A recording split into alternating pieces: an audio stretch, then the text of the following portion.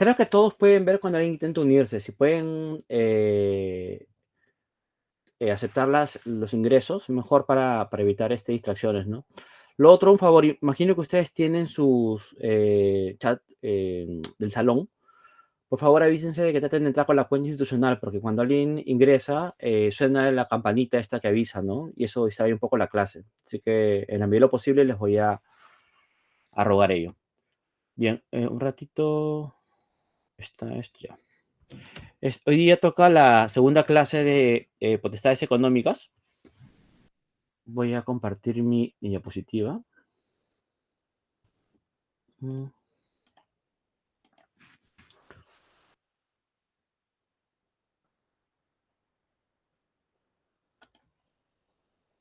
Bien, la semana pasada creo que ya, no creo, comentamos lo que tenía relación con el contexto en el que operan los derechos fundamentales, patrimoniales, llamadas libertades económicas, y en nuestro caso le estamos denominando con mayor precisión conceptual potestades económicas, por las razones que ya hemos explicado, diría, suficientemente antes, ¿no? A ver un momento.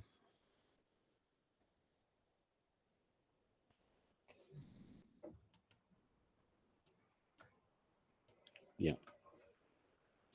Lo que vamos y bueno, conversamos un poco sobre el régimen económico peruano, que se denomina economía social de mercado. Explicamos básicamente qué es la economía de mercado y cómo, en efecto, ya que el mercado tiene algunas imperfecciones, ¿no? El Estado cumple un rol supervisor, un rol regulador que trata de coadyuvar a que el mercado funcione correctamente, ¿no? Y además el Estado sí tiene una intervención en las áreas que son propias del Estado social, incluso lo comentamos, ¿no? Que no implica ejercer actividad empresarial, ¿no? Que el Estado puede ejercer actividad empresarial, pero de manera subsidiaria, ¿no? Porque se presupone de que los encargados de crear riqueza son los particulares inicialmente, ¿no? Y solo en ausencia de los particulares haciendo empresa, ¿no? Generando riqueza, es que el Estado podría intervenir, ¿de acuerdo? Entonces, eso lo dejamos señalado y dijimos que las libertades económicas reconocidas constitucionalmente un poco presuponen todo eso que acabo de comentar. Bien, luego analizamos, me parece, dos libertades económicas importantes. Creo que fue la libertad de empresa, que yo decía que el tratamiento, la libertad de empresa básicamente es el mismo para la libertad de industria, para la libertad de comercio, digamos, son libertades en el sentido de potestades y también en el sentido un poco de permitir un curso de acción, ¿no? También explicábamos un poco en qué consisten esas libertades y luego conversamos sobre el derecho de propiedad, ¿no? También dijimos que es un derecho inicialmente inviolable, qué significa esta supuesta inviolabilidad. Hablamos de la expropiación indirecta y bien, en fin. Y lo que toca ahora es hablar de un segundo conjunto de libertades económicas, ¿no? Ahí está mal, acá está. ¿Ya? Acá está el listado que ya vimos. Trabajamos libertad de empresa, derecho de propiedad. Y ahora toca trabajar unos derechos complejos, interesantes, pero que tienen algunas particularidades distintas, ¿no? Libertad de empresa ya está, perdón, propiedad y libertad de connotación. Bien.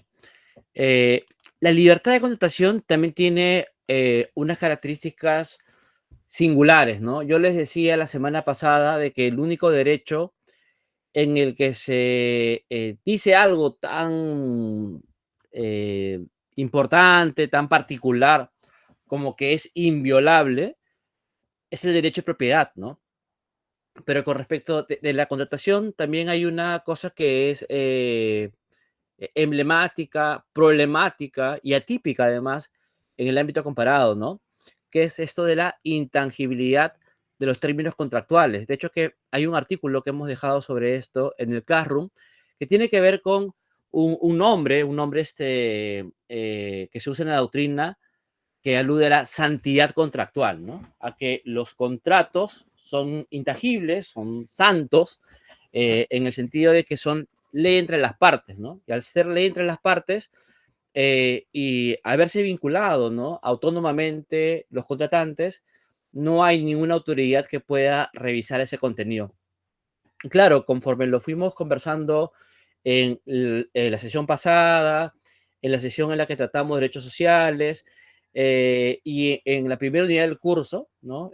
Cuando vimos un poco el surgimiento del Estado constitucional, lo que decíamos es que en un momento de la historia se partió de la idea de que en efecto las personas se vinculan, ¿no? A partir de una igualdad formal, ¿no? En efecto, todos somos igualmente libres, igualmente autónomas para celebrar un contrato, para comprometernos mutuamente, pero esto no toma en cuenta de que en términos fácticos las personas no son iguales y por tanto lo que inicialmente dos sujetos con capacidad de obrar pueden contratar en supuesto pie de igualdad, en los hechos puede estar encubriendo una relación asimétrica, ¿no?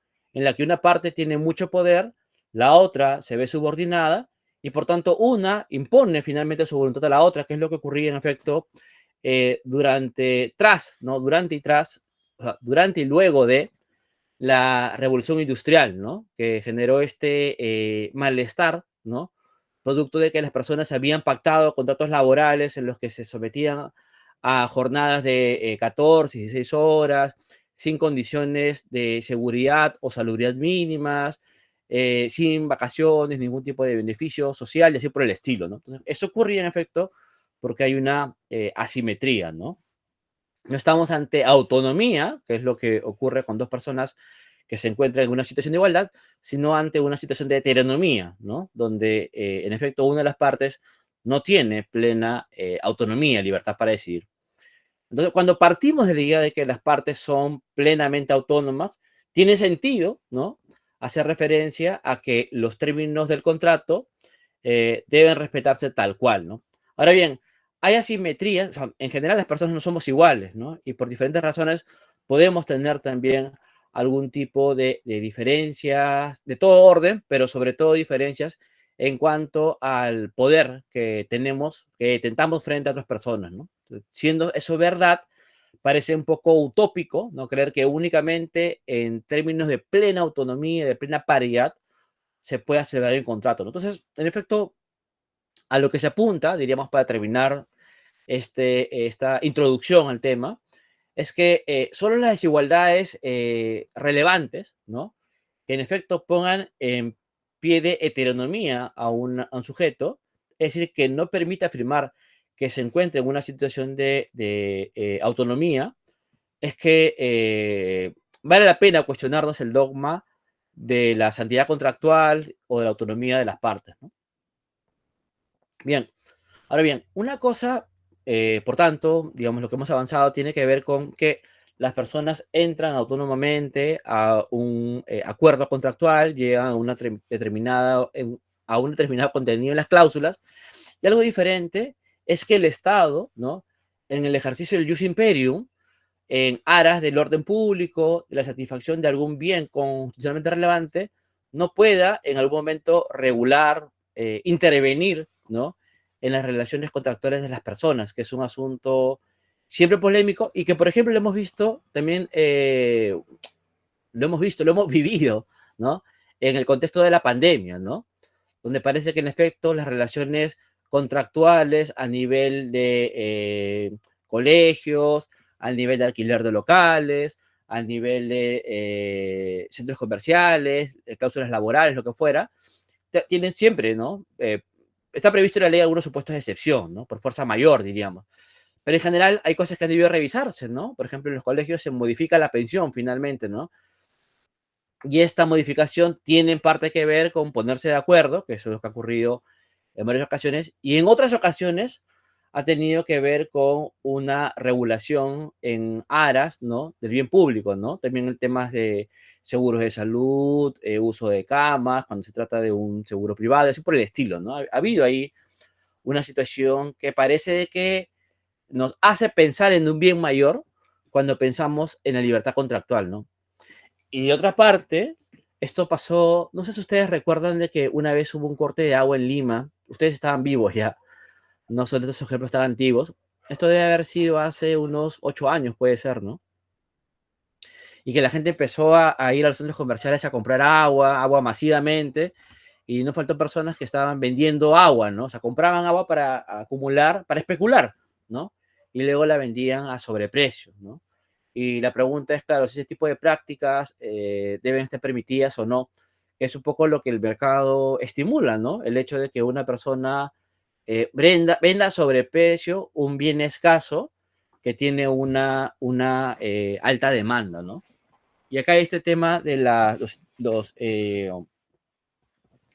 ¿cómo se llama? Intereses, no, intereses ni siquiera, perdón. Tiene un nombre esta de las cláusulas leoninas cuando eh, van más allá, ¿no? De un monto, ¿no? De un porcentaje, ¿no? De lo que el bien vale en el mercado, ¿no? Que es un contrato nulo, se suele decir, ¿no? Y claro, o sea, hay algunas previsiones legales con respecto a eso, pero lo cierto es que en la práctica el mercado también un poco fomenta esa forma de celebrar contratos, ¿no? Más aún cuando se tratan de precios eh, eh, que no son tan conocidos, ¿no? Por ejemplo, cuando se tratan de bienes nuevos, de bienes en los que no parece que haya claramente, ¿no? La posibilidad de fijar un monto, ¿no? Blindado por el mercado, ¿no? En fin, en todo caso, lo que diríamos para cerrar esta idea es que, por una parte, la autonomía contractual y la santidad contractual presuponen la autonomía de las partes, autonomía que no siempre se ve y, por tanto, en algunos casos en los que en efecto hay una situación de disparidad, el Estado interviene en los términos contractuales y protege especialmente a una de las partes, ¿no? Presuponiendo que no están en una situación de igualdad. Y además de eso, aunque se encuentre en una situación de igualdad o aunque en una situación de igualdad se celebre un contrato que merezca ser protegido, de todas maneras queda la duda, ¿no? Si es que cabe la posibilidad de que posteriormente al contrato se intervenga por necesidades de interés público o repúblico, lo que fuera, en estos contenidos contractuales. Bien, lo que dice el artículo 2, inciso 14 de la Constitución es que todos tenemos derecho a contratar con fines lícitos, ¿no? Siempre que no se contravengan leyes de orden público, ¿no? Por tanto, cabe la posibilidad de que dos personas pacten, ¿no? Libremente, pero se ve un límite legal, dicen, ¿no? Que, es que está, que la ley debe hacer referencia al orden público, ¿no? Siempre una cláusula abierta como interés general u orden público o buenas costumbres genera un poco de zozobra, ¿no? De cómo es que el legislador finalmente terminará dotando de contenido a este tipo de disposiciones, ¿no? Y hay jurisprudencia, hay doctrina que da cuenta de que este orden público, este interés público, estas buenas costumbres deben hacer referencia a otros bienes constitucionales o más específicamente a otros derechos fundamentales, ¿no? Yo les he comentado antes de que al ser una potestad, ¿no? Que debe estar limitada por los demás derechos, en efecto, esta opción es posible, ¿no? Pero diría que no cabe descartar, como no se descarta en otras partes del mundo, de que esa regulación tenga que ver con intereses que sean valiosos para la comunidad, que sean valiosos para el Estado, aunque no sean derechos fundamentales o aunque no sean ni siquiera bienes constitucionales, habría que ver caso a caso qué es lo que se está regulando, ¿no? Seguramente ustedes son conscientes, ¿no? De que muchas limitaciones a los contratos no tienen que ver necesariamente con el orden público, las buenas costumbres, los derechos fundamentales, ¿no? Sino son cuestiones básicamente que permiten, que facilitan la cooperación, que facilitan ponerse de acuerdo o que permiten cierto orden al momento de celebrar contratos, ¿no? Y eso nos parece razonable también que sea de ese modo, ¿no? En fin, entonces tenemos, luego, ¿no? Dice, la libertad de contratar, el artículo 62, que es el famoso artículo que consagra la cláusula de la santidad contractual. Dice, la libertad de contratar garantiza que las partes puedan pactar válidamente según las normas vigentes. Esto, diríamos, ¿no? Pareciera de que permite congelar la legislación con la que surge un contrato eh, y que no puede ser revisado, nuestro contrato, con base en leyes posteriores, ¿no? Entonces yo me ato únicamente al contexto legislativo en el que suscribo un contrato sin que, y dice, ¿no?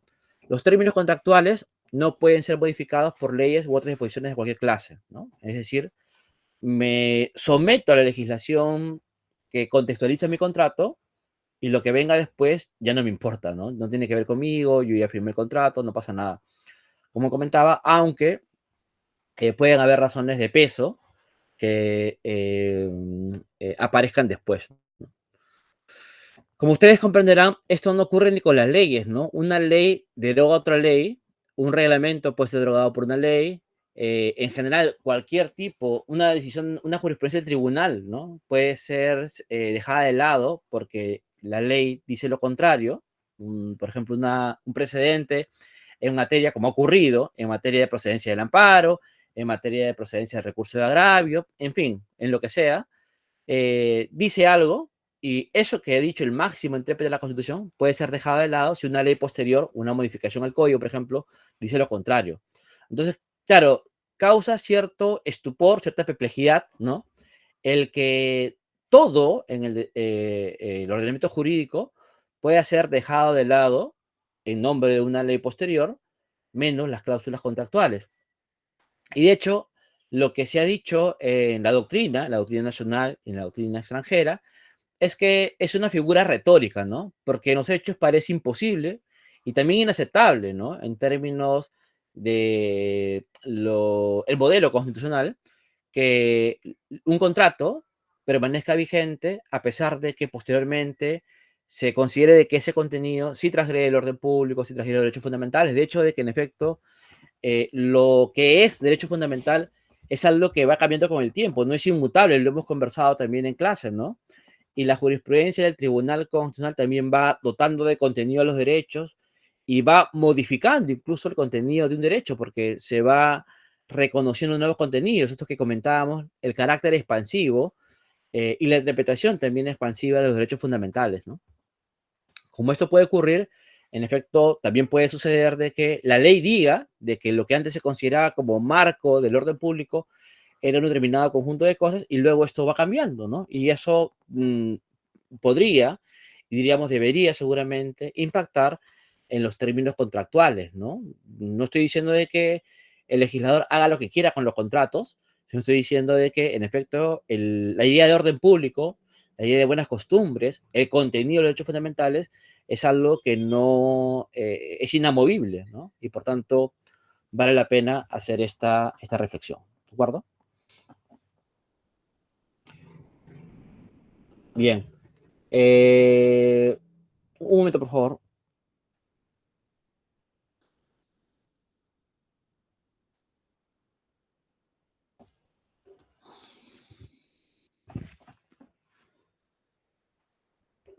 Un momentito, ¿ya? Es un asunto laboral urgente, por favor.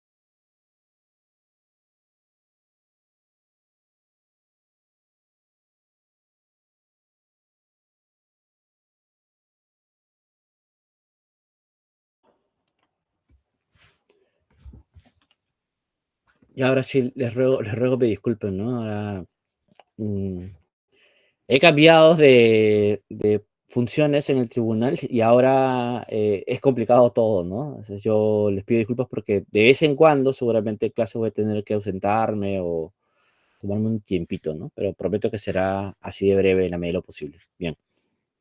Les decía entonces, los términos contractuales van cambiando, no, perdón, el orden público va cambiando, lo que se considera derechos fundamentales van cambiando y parece raro que los términos contractuales no puedan cambiar, ¿no? Bien, vamos a ver ahora, poner algunos ejemplos interesantes que pondrían en duda esta afirmación, ¿no? Por lo pronto vamos a cerrar esta primera parte. Un ratito quiero ver Si acá está los términos contractuales, no, ahí está, muy bien, bien. La segunda parte de esta cláusula 62, el artículo 62 dice, hace referencia a un tipo específico de contrato que son los contratos ley, ¿no? Dice, mediante contratos ley, el Estado puede establecer garantías y otorgar seguridades. No pueden ser modificados legislativamente sin perjuicio de la protección a la que se refiere el artículo precedente. Cuando uno mira bien, dice contratos ley, no dice en qué casos, pero lo que sí dice es que el contrato puede celebrar para establecer garantías adicionales, ¿no? Entonces entendemos que no se trata de contratos entre las partes particulares, entre privados. Se trata de un contrato del Estado. Y un contrato ley, para aclararles el panorama, es un contrato, digamos, con fuerza de ley que celebra el Estado, que celebraba, diríamos, el Estado con una empresa extranjera para brindarle seguridad jurídica. ¿Qué ocurría? ¿No? Eh, Toda la constitución económica del país, en los términos que he comentado la semana pasada, está pensada, ¿no? Para superar la debacle económica de los años 80, ¿no? Y en efecto, en los años 80, la mayoría de empresas del Estado estaban en la ruina, nadie quería invertir en el país, éramos lo que se llamaba una paria internacional.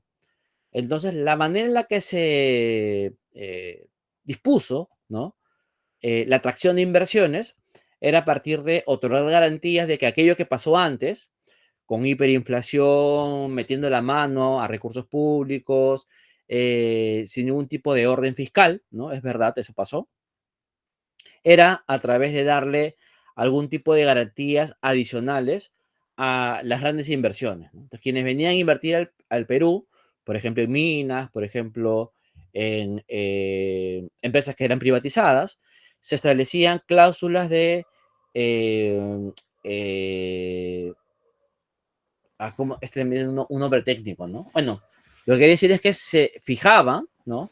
No solamente los contenidos del contrato, sino estabilidad, ¿no? De estabilidad tributaria. De tal manera de que la persona que tenía un contrato con el Estado peruano sabía cuál era el marco regulativo que le iba a regir y podía hacer también un cálculo, ¿no? De cuánto podría ganar con ese marco normativo de acá a mediano plazo, ¿no? Entonces era estabilidad legislativa en general, estabilidad tributaria en específico, ¿no? Que era una cuestión interesante, ¿no? En ese momento, diríamos, ¿no? Porque en general, todos los estados responsables, los estados funcionales, es decir, que funcionan, ¿no? Eh, pueden cambiar, modificar su marco regulativo y eso hace que las empresas vengan, se vayan, vengan muchas más, lo que fuera, ¿no?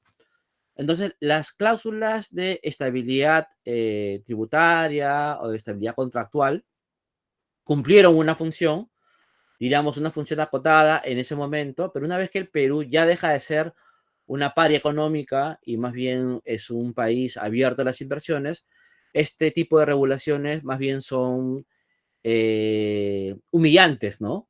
Ningún Estado, ¿no? Debería permitirse, de hecho que la mayoría de Estados no se lo permite, un tipo de regulación como esta que degrada su soberanía para poder establecer medidas legislativas adecuadas, ¿no? Claro, esto siempre que partamos de la idea de un legislador razonable, ¿no? Un legislador que opera siempre en aras del bien común y al mismo tiempo reconociendo de que es importante generar buenas señales para captar las mejores inversiones, ¿no? No inversiones que no nos interesan, sino buenas inversiones, ¿no? Pero bien, entonces se reguló eso, tuvo sentido. Tiene sentido entonces para la atracción de inversiones, ¿no? Lo que nos queda claro es que tenga sentido con respecto de los particulares, ¿no? Esto decíamos de la intangibilidad o santidad contractual. Bien.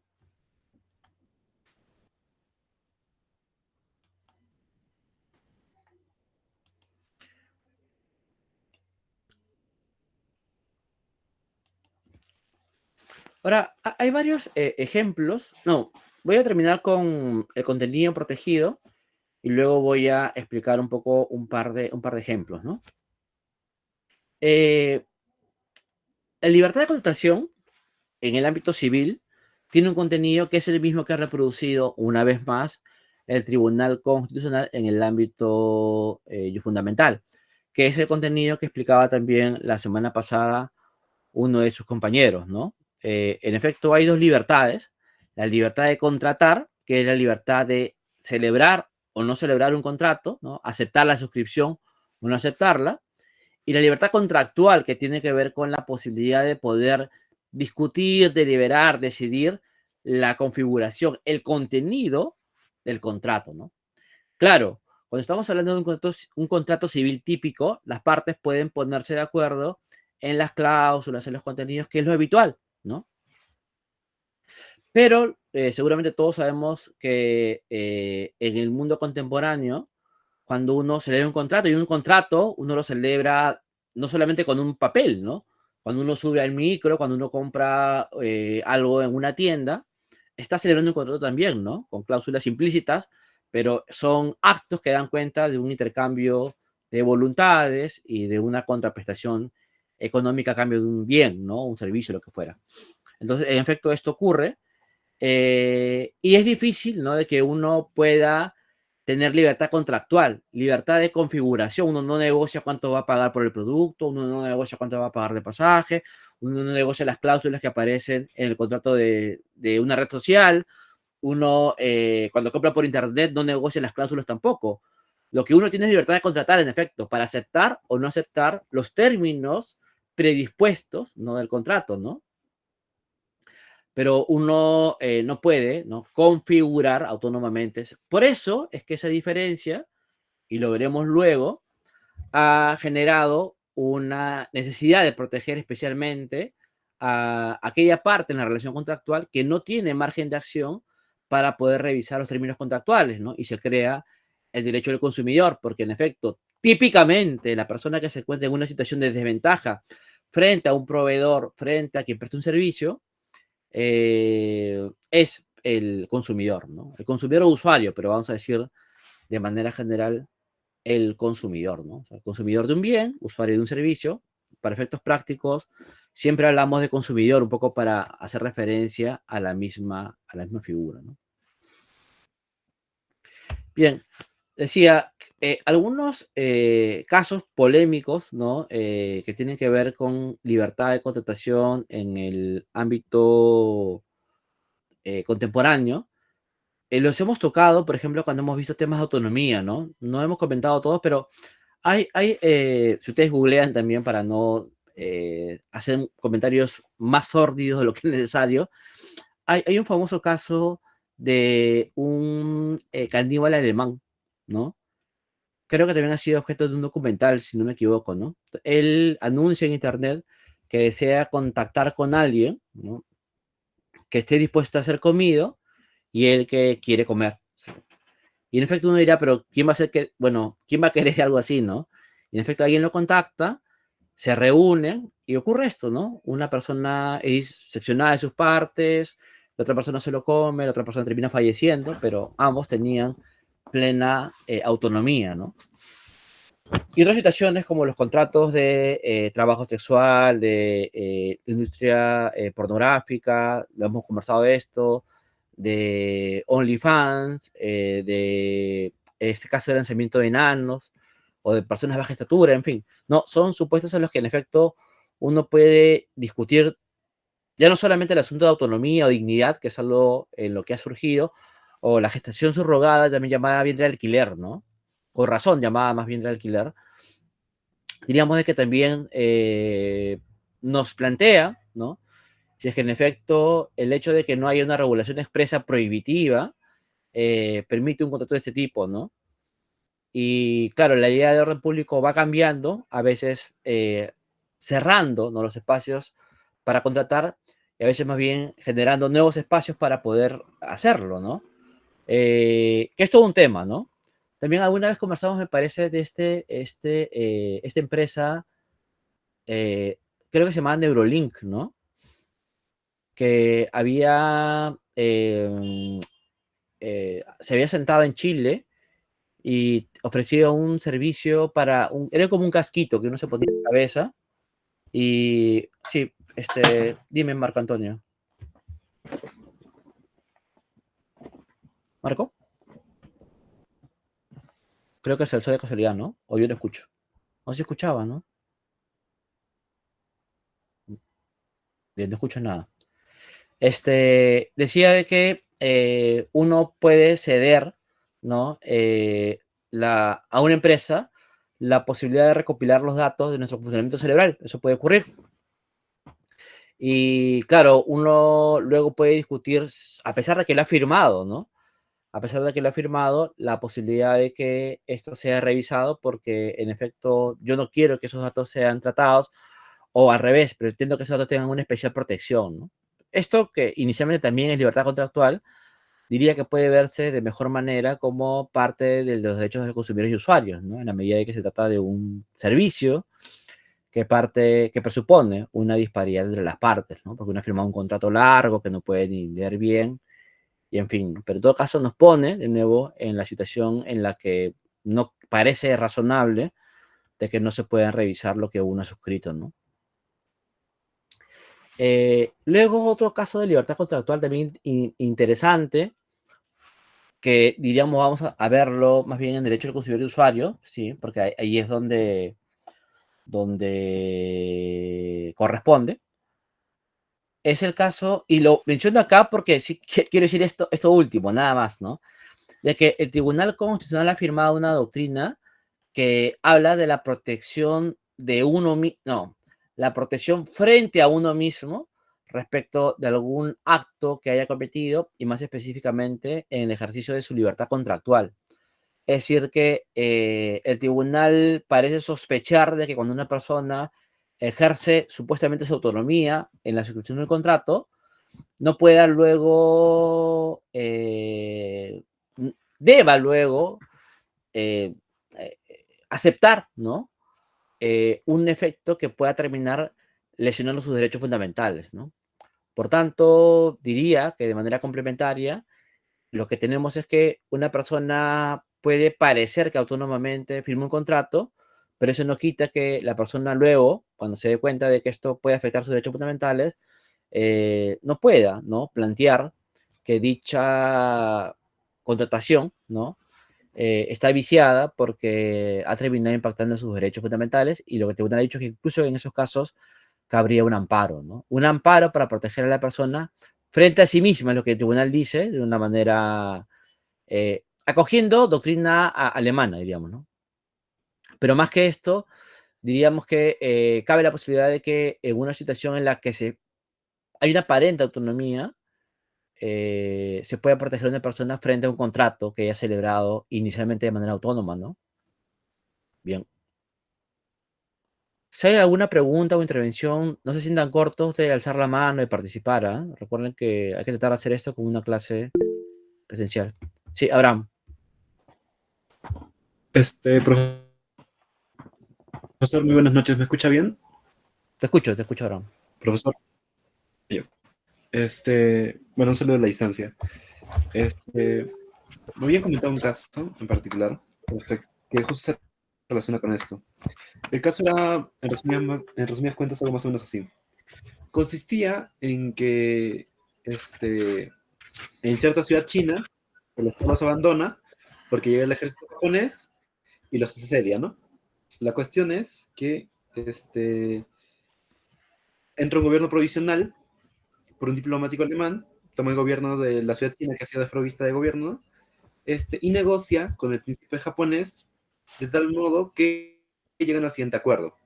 Como la ciudad china no es autosustentable y necesita recursos, el gobierno japonés le suministrará recursos en tanto le dé un acceso libre a las casas de asueto, a los soldados, ¿no? Y adicionan como cláusula que todas las mujeres que trabajen en esa casa de asueto tengan que dar su consentimiento por escrito y expreso frente al príncipe japonés y al diplomático, ¿no? En este caso, la pregunta planteada era si el, el contrato que hacían era válido. En resumidas cuentas, solo eso. Si el contrato que habían hecho era válido o no. Yo por mi parte argumenté este, que un acto es válido cuando encuentra una norma que le dé el poder y lo autorice en el sistema. Pero en este caso, el sistema no era un sistema ordinario, sino que era un sistema de un estado de sitio, y como era un sistema de estado de sitio, era válido en tanto se conserve ese estado de sitio. Una vez suspendido ese estado y sobre un estado ordinario, pues el contrato sería inválido. Dices válido en términos formal, ¿no? Yo diría que ahí Ferraioli, pero también otros autores, manejan una distinción entre vigencia, que hace referencia a las condiciones formales de existencia, y validez, que tiene que ver con las condiciones materiales, ¿no? Con la consistencia del contenido de un acto normativo con respecto del ordenamiento jurídico, ¿no? Entonces, en efecto, creo que Abraham, si te entiendo bien, tu respuesta tiene que ver con la validez formal o vigencia en un ordenamiento jurídico, pero que no necesariamente tiene que ver con las condiciones sustantivas, que también puede tener que ver con la subsistencia del contrato. ¿Por qué? Porque un contrato que transgrede el orden público, en el caso del derecho peruano, por ejemplo, que no es una expresión libre de voluntad, como dice el Código Civil, es un contrato nulo o anulable, ¿no? Dependiendo de lo que tengamos al frente. Y si ese es el caso, entonces, en efecto, inicialmente, en el ámbito formal, uno puede exhibir un contrato que tiene efectos, pero luego uno puede solicitar judicialmente su anulación o su nulidad, ¿no? Con lo cual eso que inicialmente parecía o era vigente, estaba vigente, pierde valor jurídico, ¿no? Entonces, claro, el ejemplo que pones es un ejemplo complejo, porque tiene que ver con asuntos que tienen que ver con el estado de sitio, una situación de excepción, ¿no? Pero diría de que en la medida de que las relaciones contractuales casi en todas partes del mundo presuponen autonomía, y en este caso no estoy seguro que la haya, ¿no? Si yo le pido a una casa que decías, entiendo que es una casa de qué decías, perdón, Abraham, en una... Una casa de asueto, que es, por así decirlo, o sea, donde Dilo, trabajan, dilo, Ana. ¿Trabajadores sexuales? ¿Eso prostitutas. es? Ya, eso Ajá, es un prostíbulo, un ajá, burdel. Bien, si es el ajá. caso, entonces diría de que es posible, ¿no? De que esas mujeres hayan firmado un contrato sin autonomía, ¿no?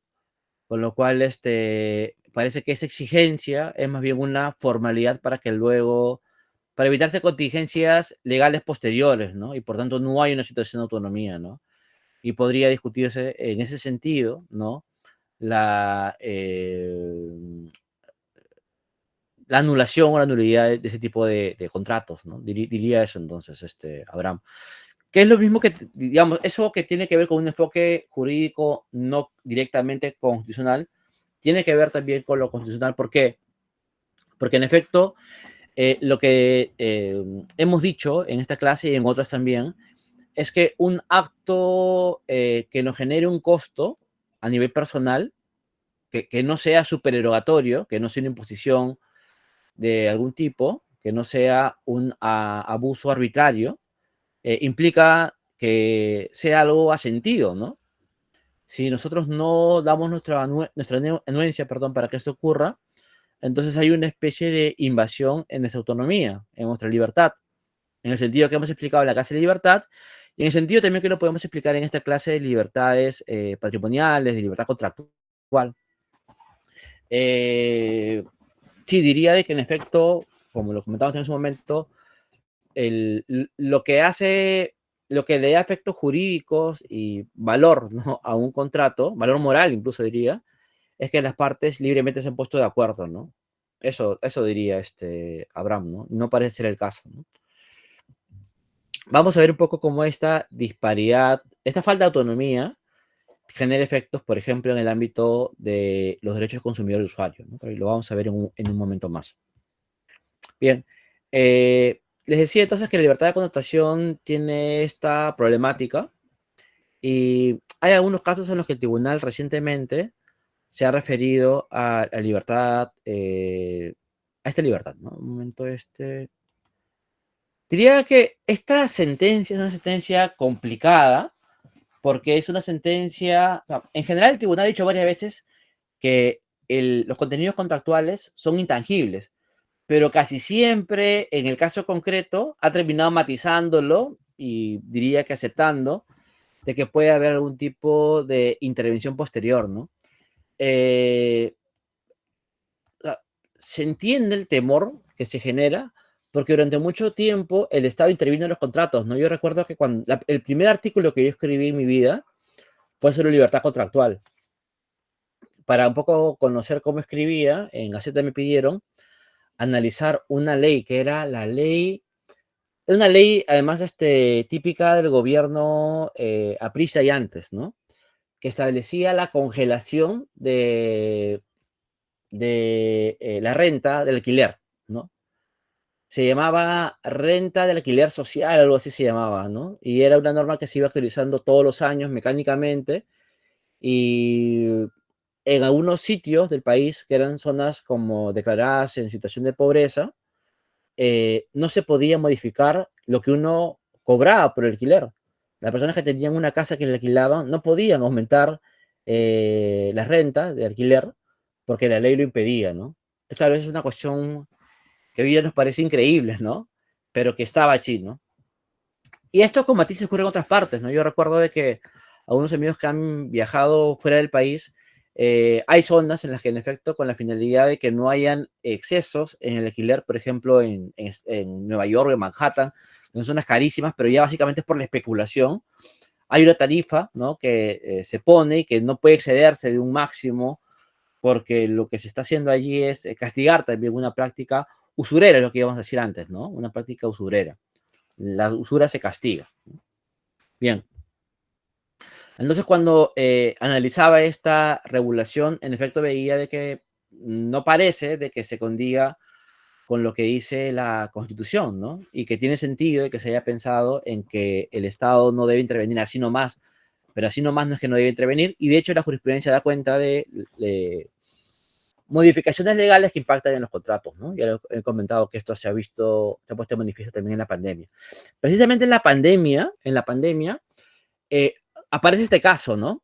Hay una ley que suspende el cobro de peajes con la finalidad de que los vehículos puedan circular con mayor libertad y que son vehículos básicamente que hacían labores de comercio, ¿no? Permitían traer los alimentos a Lima y también sacar algunos insumos que de Lima pueden circular a otras partes, ¿no?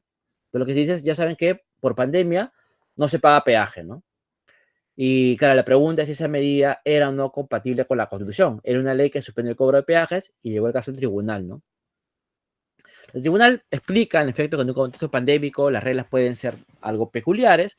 Dice, pero, no obstante, ¿no? A partir de lo revisado, el tribunal debe concluir que la ley tal vulnera el artículo 62 de la Constitución, es decir, de la santidad contractual. Esta ley viola la libertad contractual al suspender el contenido contractual apartado por las partes, ¿no? En efecto, cuando el Estado admite la existencia de un peaje, es porque es porque ha habido un contrato, ¿no? Un contrato de concesión, ¿de acuerdo?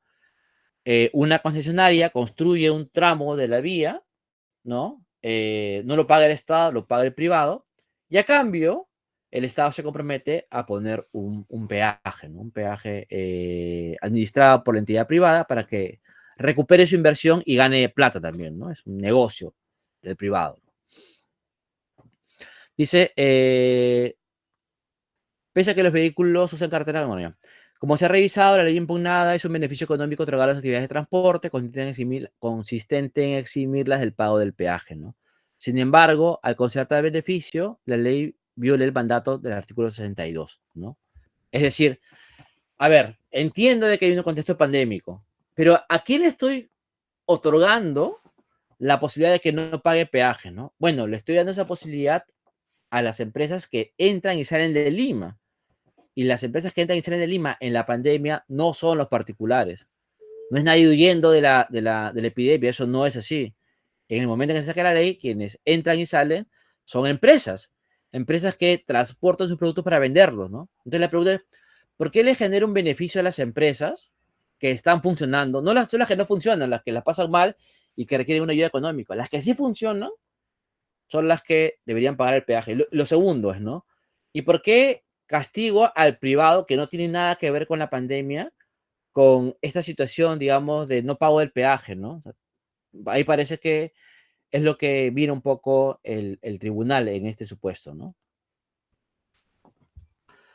Dice, bueno, también se infringe la Constitución porque no se compensa al particular, ¿no? Al concesionario. Tiene sentido. El tribunal aprecia que la ley tal interviene en los contratos de concesión, bla, bla, bla, bueno, ya. Por tanto, en este caso parecería de que, en efecto, el tribunal afirma, ¿no? De que el artículo 62, como dice el fundamento 89, ¿no? Eh, no puede modificarse, no puede revisarse los términos contractuales, porque cualquier ley que lo revise sería una transgresión legislativa. Claro, esto en este caso tiene sentido porque era un exceso, un abuso, ¿no? Eh, perdón, no es el caso de todos los supuestos en los que el Estado puede establecer algún tipo de matiz, de medida en un contrato, ¿no? De hecho, y es algo que todos conocemos, posteriormente el tribunal en un habeas corpus ha decidido de que el peaje de Puente Piedra, ¿no? Sea suspendido en la medida, y se usan argumentos vinculados con la posibilidad de utilizar vías alternas, y ya no se discute tanto la libertad contractual, y se cuestiona incluso que haya habido en efecto un contrato legítimo, porque puede haber habido actos delictivos que están detrás, ¿no? Eso se dice en esta segunda ocasión, ¿no? Entonces, en este caso sí parece de que se puede observar, ¿no? Que se puede disponer, resolver algo diferente a lo que las partes han contratado, ¿no? Y hay razones que el tribunal da para que en efecto el peaje sea suspendido, con lo cual esta primera respuesta no es igual que la segunda, ¿no? No le he colocado a la segunda porque en la segunda no hay muchas referencias a la libertad contractual, pero lo que le comento son un poco los efectos, ¿no? En ambos casos hay un contrato firmado entre el particular y el Estado, y en ambos casos la respuesta es diametralmente diferente, ¿no? Porque en un caso no se quiere revisar bajo ningún criterio, pero si este caso es obsceno, pero no se revisa. Y en otro caso, en efecto, el tribunal tiene dudas, ¿no? Y considera de que hay problemas en la legitimidad del contrato que le permite apartarse de las cláusulas contractuales, con lo cual, en efecto, no es intangible. No ha habido una revisión tampoco por parte de un arbitraje, del Poder Judicial, que haya esclarecido, ¿no? De que el contrato fue ilegítimo o que no hay vías alternas, que eso es lo que el tribunal debió apreciar. Y si no hay vías alternas, la pregunta es qué le corresponde hacer al Estado o al particular, ¿no? Inicialmente el Estado es quien debe asegurar que hay vías alternas, ¿no? No parece que fuera esto una cuestión relacionada con el particular, y por tanto no estoy seguro si es que podría revisarse las causas contractuales.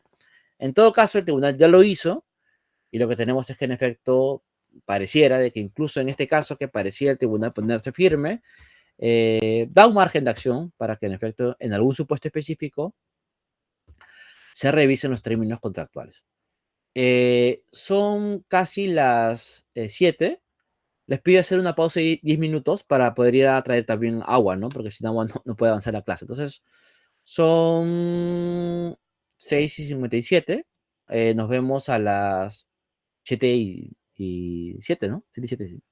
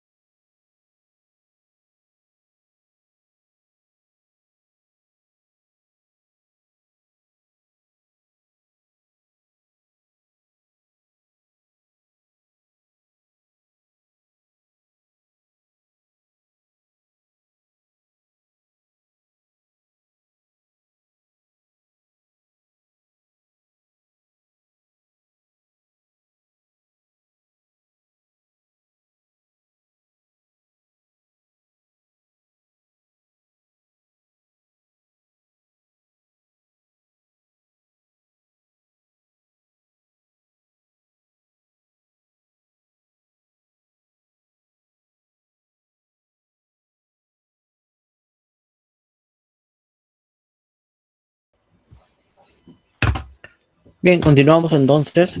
El segundo derecho que quería comentar también es un derecho complejo y que tiene muchas peculiaridades, es la libertad de asociación, ¿no? La libertad de asociación está reconocida en la cláusula del artículo 2, inciso 13, que dice: toda persona tiene derecho a asociarse, a constituir fundaciones, bueno, sin fines de lucro, sin autorización previa y con arreglo a ley. Como les comentaba, es un derecho de regulación legal, ¿no?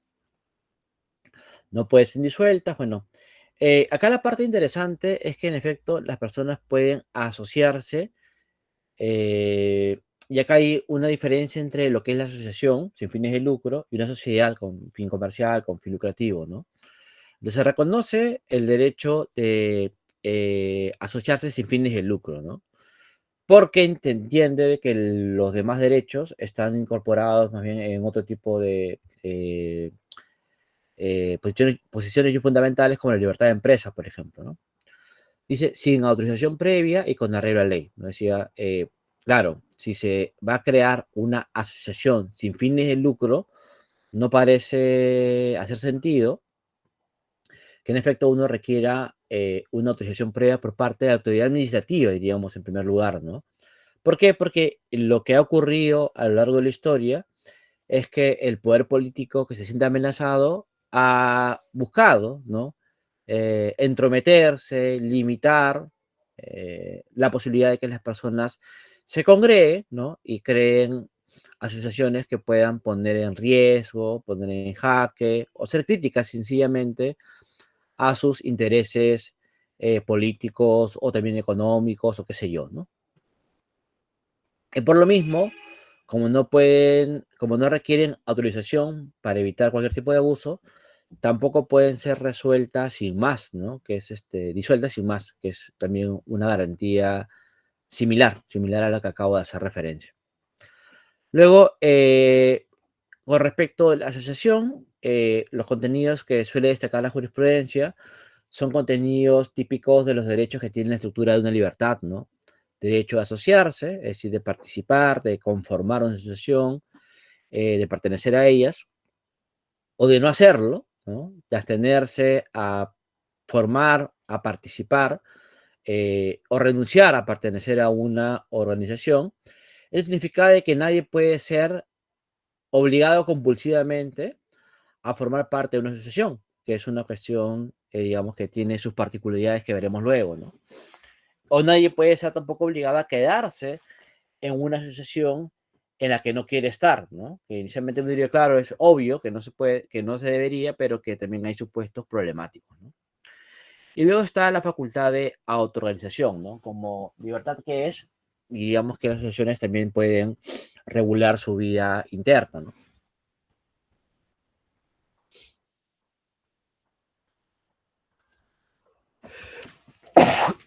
Perdón. Ah, disculpen.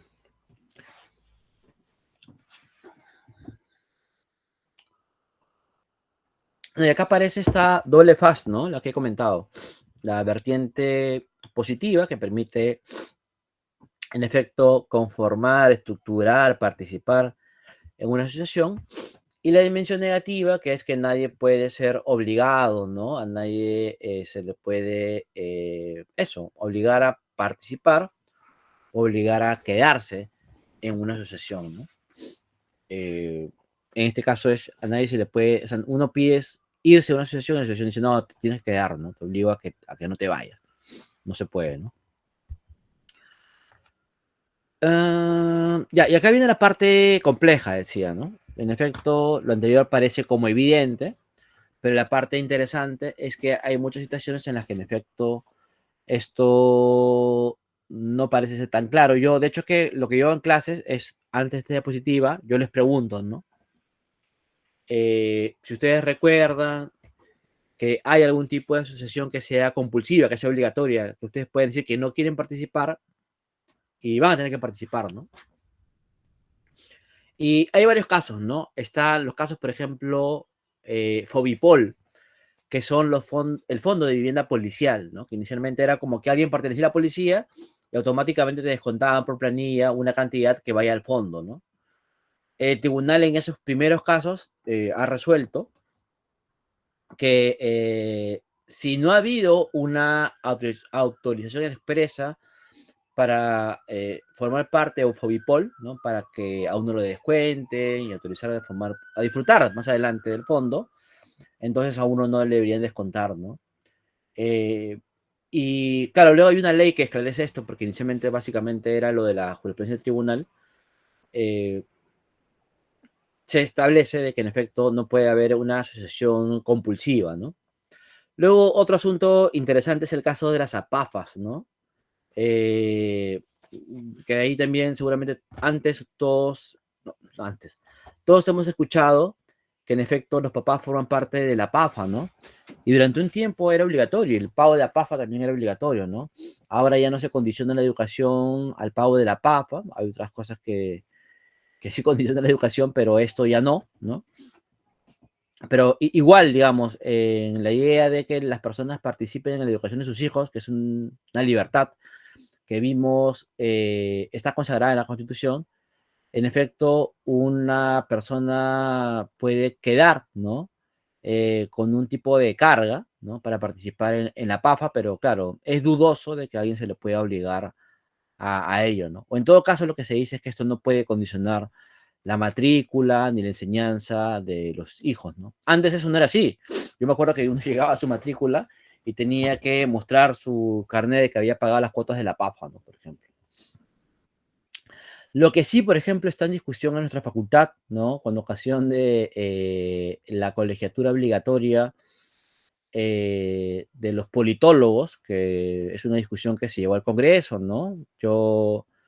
Nuestra facultad no ha tomado posición al respecto, y más bien lo que he visto en redes sociales es que hay un debate entre politólogos, ¿no? Entre escuelas de ciencia política y también entre profesores, entre comentaristas, sobre la pertinencia o no. En el caso de los abogados y de los politólogos, todos sabemos de que la colegiación es obligatoria y en efecto, en varias profesiones se requiere de colegiación obligatoria para poder ejercer la profesión. Los médicos, los ingenieros, los abogados, ¿no?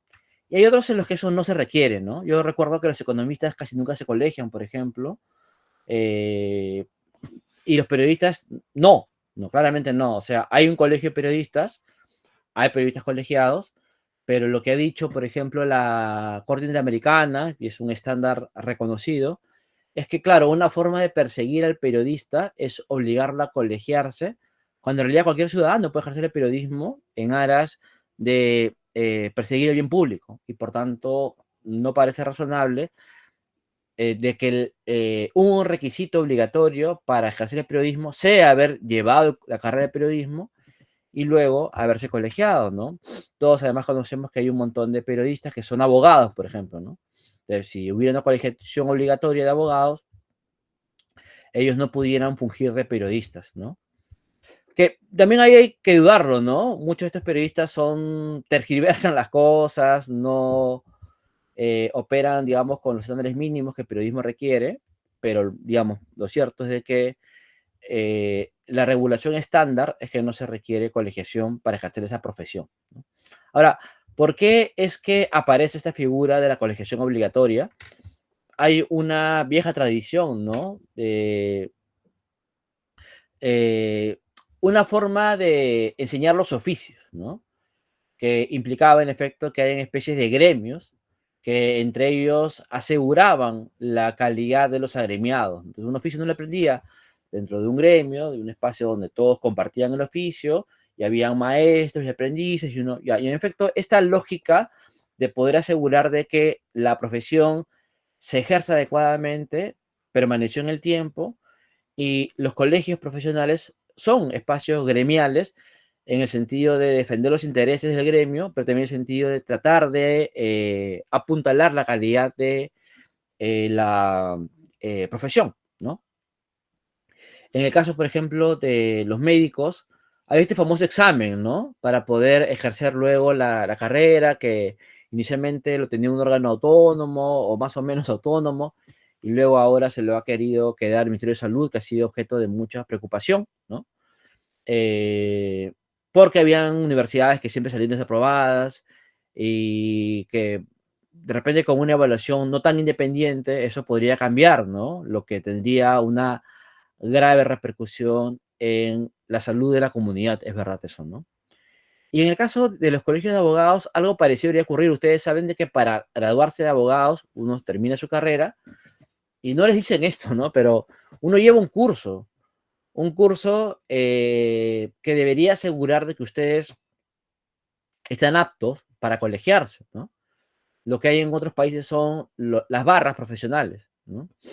No sé si ustedes han visto esta serie que se llama Better Call Saul, ¿no? Mejor llama a Saúl, ¿no? Que es sería secuela, ¿no? De Breaking Bad, ¿no?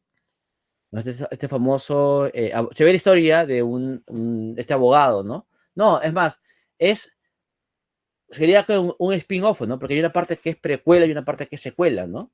Bueno, la cosa es que se ve como este señor saca un título de una universidad que no era muy prestigiosa, pero que él postula a la barra de abogados y aprueba el examen, con lo cual se equipara con los demás abogados de la barra y puede ejercer el oficio, ¿no? Y no cualquiera pasa el examen. Y hay varios países en los que en efecto esto ocurre. Igual ocurre en Brasil, ¿no? Hay un colegio de abogados que te toma un examen y que si tú pasas el examen, y además hay exámenes cada cierto tiempo, recién es que tú puedes ejercer la profesión. Porque hay una preocupación no solamente gremialista, una preocupación tipo sindicalista, ¿no? Sino también hay una preocupación porque debemos cuidar la profesión que impartimos hacia los demás, ¿no? Y la Constitución prevé la existencia de colegios profesionales con la finalidad de dotar, ¿no? De una cierta autonomía para poder lograr, en efecto, que se asegure, ¿no? Una calidad en el ejercicio profesional, en el ejercicio de la profesión. Entonces, por ahí que hay una especie de cobijo, ¿no? Constitucional para este tipo de exigencias de colegiarse de manera obligatoria, ¿no? En fin, diríamos que los supuestos de asociación obligatoria son pocos, ¿no? Y los pocos que son deberían estar vinculados con alguna cláusula constitucional. Lo estándar es que nadie puede ser obligado a asociarse, ¿no? De manera no autorizada, que ya hay jurisprudencia vasta del tribunal al respecto, ¿no? Eh, Bien, acá también hay un tema de admisión y no admisión, que es una parte compleja, ¿no? Es una parte compleja que tiene que ver con el derecho de asociación y tiene que ver con otras libertades o potestades similares, ¿no? ¿Qué diríamos en este caso, no? Que, claro, la asociación permite que una persona pueda participar en un espacio, pero este espacio puede a veces excluir a un individuo por razones discriminatorias.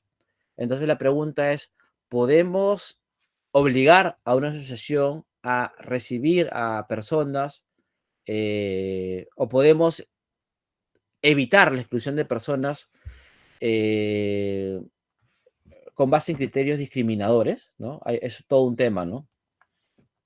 Lo que suele decir la doctrina al respecto es que únicamente se puede segregar, se puede diferenciar, se puede no admitir a una persona en una asociación abierta cuando hay una causa objetiva, ¿no?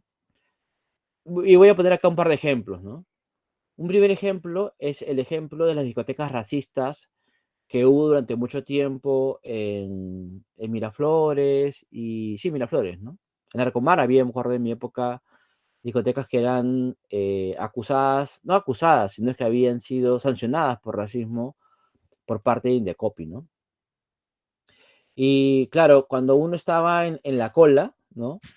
Eh, eh, Iban mirando las caras o el color con su pantómetro, imagino, y veían de que hay personas a las que no se les quería dejar ingresar, ¿no? Incluso dentro de un mismo grupo de amigos, ¿no? Algunas personas más oscuras, claramente, racializadas, como se suele decir en Gringolandia, ¿no?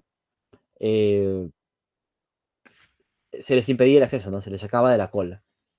Y la excusa no era, eres más oscuro, eres color chaufa, eres color puerta, ¿no? Parece San Martín, ¿no? No era esa. Sino más bien era algo como, eh, ¿tienes tu carnet de asociado? Y nadie tenía carnet de asociado porque nadie está entrando como socio, ¿no? Ah, no tienes carnet de asociado, perdóname, pero esta fiesta es solamente para socios, ¿no? Y claro, que a los únicos a los que les pedían el carnet eran a los socios. No, y estas personas que no, son invitados de un socio, ¿no? Y así con esa excusa iban dejando que algunas personas entraran y otras no, ¿no? De hecho, que lo Indecopi demostró que en efecto no había ninguna exigencia de ningún carnet de socio y no había ninguna asociación funcionando en este sentido, ¿no?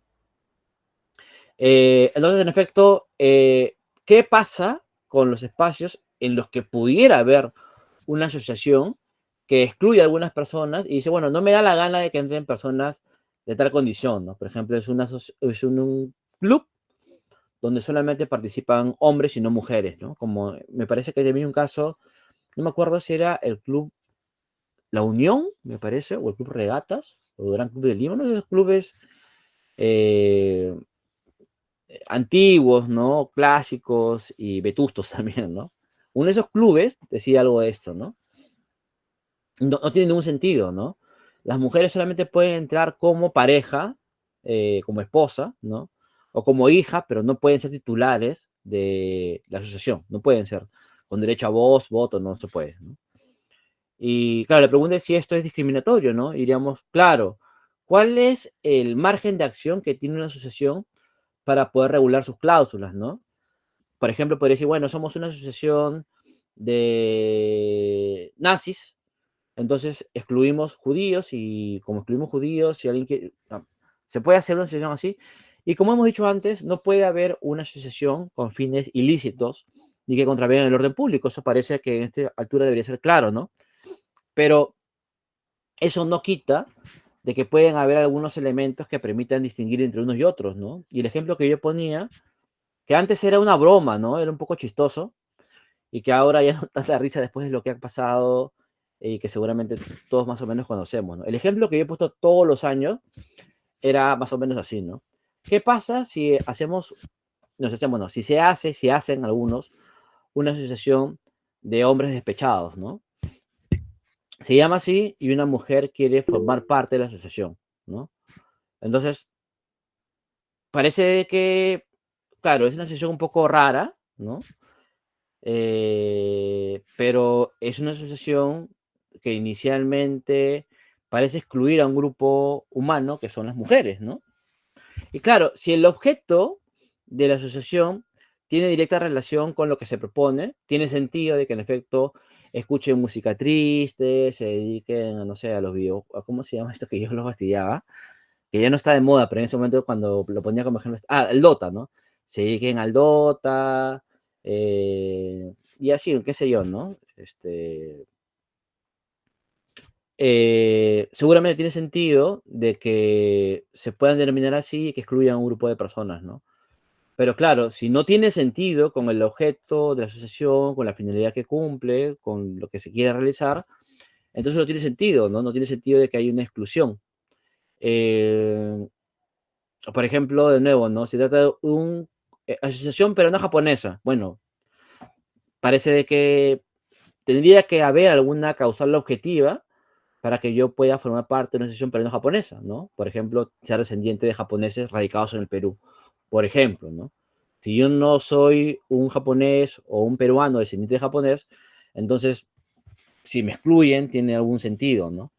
Pero si yo formo una asociación de esparcimiento, un club, no sé, una ONG, qué sé yo, sin fin de lucro, lo que fuera, y yo excluyo a las personas homosexuales, excluyo a las personas por su raza, excluyo a las personas por su género, sí parece que estoy incurriendo, y no tiene absolutamente nada que ver con los fines de la asociación, ni mucho menos. Entonces, en efecto, sí puedo estar incurriendo en una situación de discriminación, ¿no?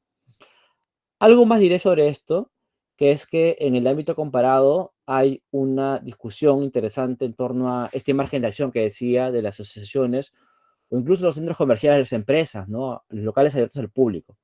Y en general diríamos que un local abierto al público no puede distinguir entre sus usuarios en ningún sentido, ¿no?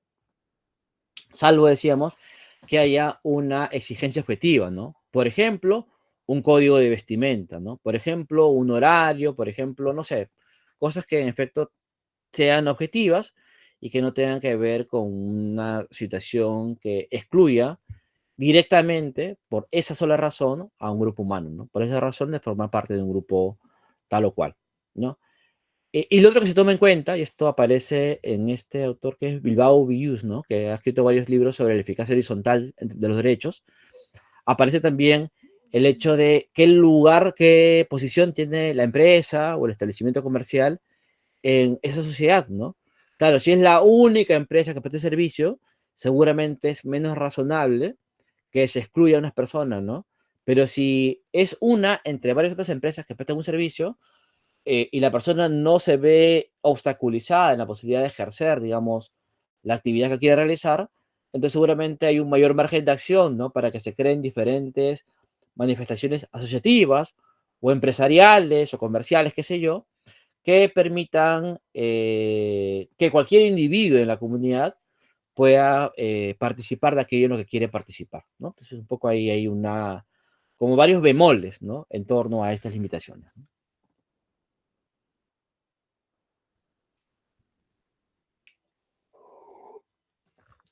Luego algo interesante que también será mencionado en su momento en la clase de debido proceso, es que el debido proceso o procedimiento no tiene que ver solamente con el proceso judicial, no solo tiene que ver con el procedimiento administrativo, sino también tiene que ver con lo que se llama procedimiento estatutario, ¿no? En efecto, los estatutos de una asociación, un club, por ejemplo, una asociación de comerciantes, así por el estilo, los estatutos deben respetar la Constitución y el procedimiento de admisión o de exclusión también debe respetar los derechos fundamentales y de manera específica el debido procedimiento. Ahora, obviamente, el debido proceso, debido procedimiento, el proceso justo, no es igual en todos los ámbitos, ¿no? No es igual en el ámbito parlamentario, en el ámbito administrativo, en el ámbito judicial y en el ámbito particular. Un desarrollo, ¿no? De qué es el debido procedimiento entre particulares ha sido desarrollado en la jurisprudencia. Acá aparecen algunos criterios, sobre todo vinculados con las situaciones de exclusión o expulsión de un asociado de una asociación. En efecto, para que esto ocurra de una manera legítima, de una manera apegada al derecho, se exige la legalidad, la taxatividad, la jurisdicción preestablecida, suficiencia probatoria, así por el estilo. Hay varios contenidos que aparecen señalados de manera expresa. Igual el tribunal ha ido ampliando su jurisprudencia a lo largo del tiempo, ¿no? Entonces, en efecto, hay un debido procedimiento estatutario, ¿no? Pero además de esto, ¿no? Acá también aparece una referencia. Lo que también es importante reconocer es que cuando un estatuto, es decir, las disposiciones que regulan la vida de una asociación, cuando un estatuto es contrario a la Constitución y más específicamente a los derechos fundamentales, el tribunal ha establecido una especie de control difuso del estatuto, ¿no? Inicialmente nosotros pensamos en el control difuso para normas estatales, ¿de acuerdo? Tenemos una norma reglamentaria, una norma legislativa, tenemos una ordenanza, lo que fuera, ¿no? Y esta disposición se opone a la Constitución, entonces en efecto uno puede inaplicarla en el caso concreto y determinar que es una regulación inconstitucional, ¿de acuerdo? Y en este caso lo que el tribunal ha dicho es que también cabe hacer lo mismo con respecto de normas particulares, ¿no? Y por tanto, una determinada regulación, por ejemplo, en una universidad o en un colegio o en una asociación que viole, por ejemplo, el libre desarrollo de la personalidad o que viole, por ejemplo, la autonomía de los individuos, o que viole, por ejemplo, la libertad de expresión, como ha pasado, es considerada inconstitucional. Por ejemplo, ¿no? Ninguna persona puede declarar en contra de la asociación, ¿no? O aquel que demande a la asociación podrá ser expulsado inmediatamente, ¿no?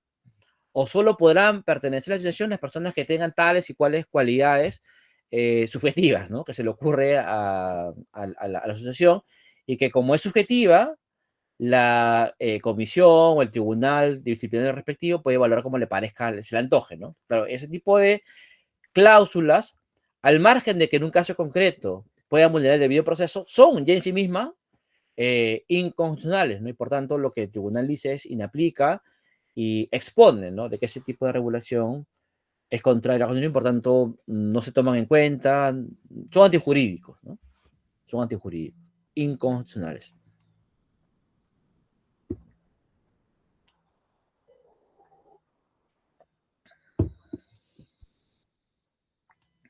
Y acá hay algunos casos en los que, en efecto, se establecen algunos límites a la libertad asociativa. Este me parece que es el caso de la tenencia de mascotas, ¿no?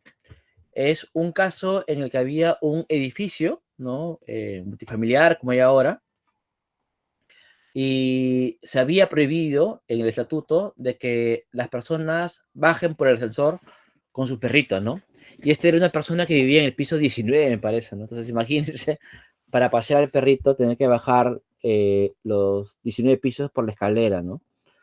Entonces, lo que se dice es, bueno, en efecto, la libertad asociativa permite un margen amplio de acción, pero parece de que esto ya es algo exagerado, ¿no? Y que si lo que se quiere es mantener la seguridad para las personas o temas de limpieza, lo que fuera, hay algunas formas que podemos prever para evitar un sacrificio tan grande, ¿no?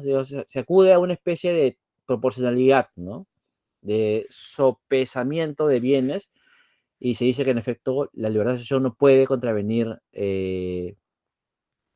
Por una parte, se habla del libre desarrollo de la personalidad, porque la tenencia de mascotas forma parte del libre desarrollo, lo hemos conversado en alguna sesión, ¿no? Es una proyección del individuo e incluso, ¿no? Hay una tendencia cada vez más aceptada, ¿no? A hablar de familias multiespecies, ¿no? Entonces, en efecto, parece de que una prohibición así equivaldría, ¿no? Para esta concepción de familias multiespecies, a decir que no puedes bajar con niños pequeños por el ascensor porque pueden, no sé, oler feo o ensuciar el ascensor, cosas de ese tipo, ¿no? No parece que sea lo adecuado y en este caso se dice que es una medida desproporcionada, ¿no? Y se establecen, ¿no? Medidas que se pueden utilizar, horarios, por ejemplo, formas en las que se puede transportar a un animalito, a una mascota, para evitar de que haya algún tipo de riesgo que se pretende evitar con esta prohibición absoluta, ¿no? Establecida por una asociación. Ahora, acá está. Esto cambia con una sentencia, ya no del año pasado, del año pasado, ¿no? Del 2000, el 2022 es el año del caso, pero yo creo que es 2023, inicios de año puede ser. Que hay un caso un poco diferente, ¿no? Ya el caso anterior fue emitido con el colegiado anterior y con el nuevo colegiado estamos ante un condominio de playa que en sus estatutos había prohibido el ingreso de mascotas, ¿no? O sea, las personas podían vivir en sus casas dentro del condominio, es tipo Asia, digamos, y las personas no podían vivir dentro de su casa con animales. Y uno dice, pero es su casa, bueno, sí, así estaba, ¿no? ¿Qué pasa, no? Llega la pandemia, muchas personas se van en efecto a sus casas de playa, bueno, muchas personas adineradas con casas de playa se fueron para allá y algunas fueron con sus animales porque no podían dejarlos solos donde vivían, ¿no? En la ciudad. Entonces, durante un tiempo se acepta esta convivencia, pero luego termina la pandemia y los señores, la asociación dice, ¿saben qué? Tú cuando formaste parte de la asociación, ya sabías de que había esta prohibición, ¿no? Y a pesar de eso, tú te has asociado libremente, ¿no? Tú has firmado este contrato asociativo y no te puedes ahora desvincular, ¿no? Por tanto, tienes que deshacerte del animal porque esta cláusula estaba fijada de manera expresa, ¿no?